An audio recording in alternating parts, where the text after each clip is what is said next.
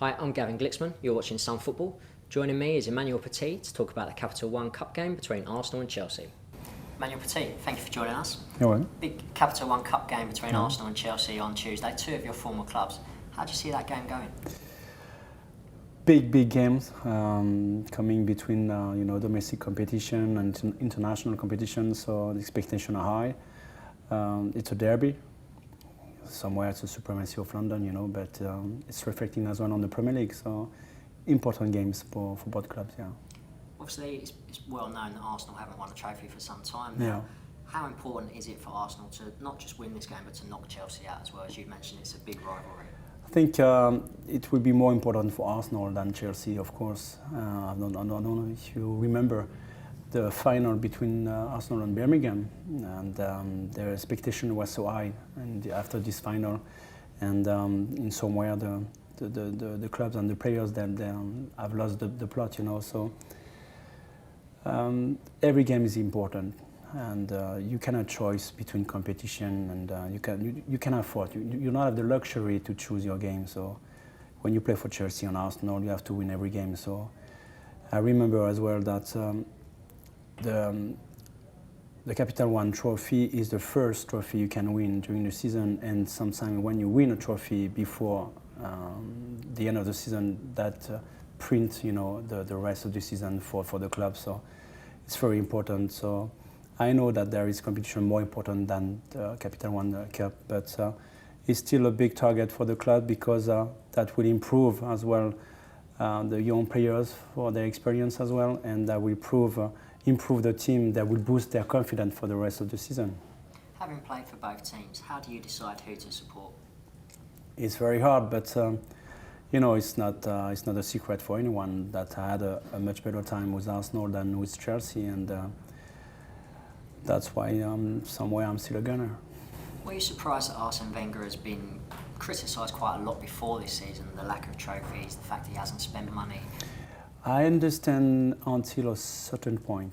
The financial politic at Arsenal is well known. So I understand that they don't want to be on a transfer market like other clubs are doing. It's ridiculous. For example, what Madrid did with Gareth Bale is ridiculous.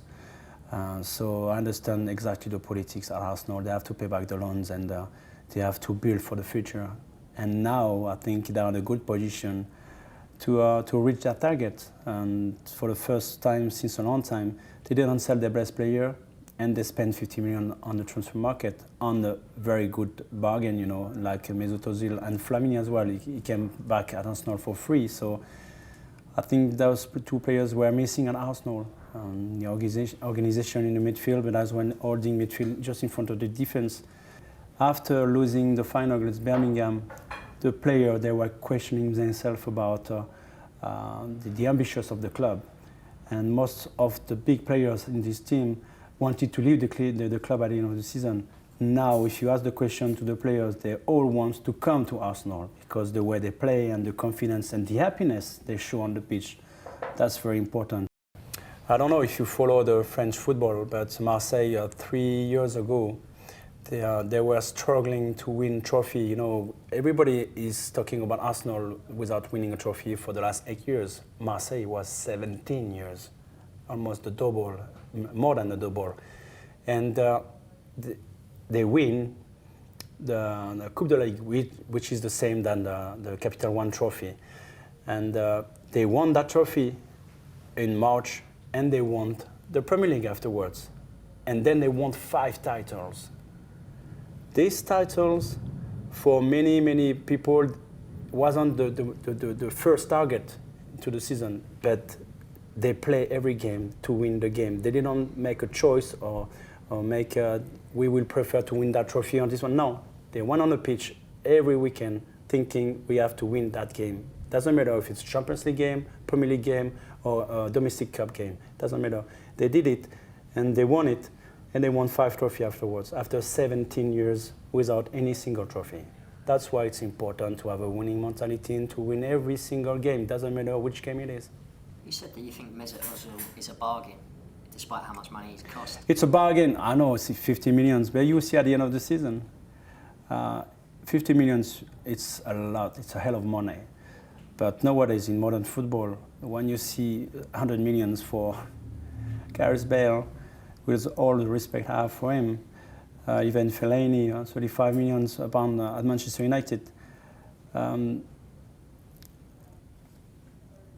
you see the money you invest in Mesut Ozil, and when you see what is he doing, actually, it's like he's been in the club for the last 10 years, and this is exactly what they were missing on the pitch and outside as well.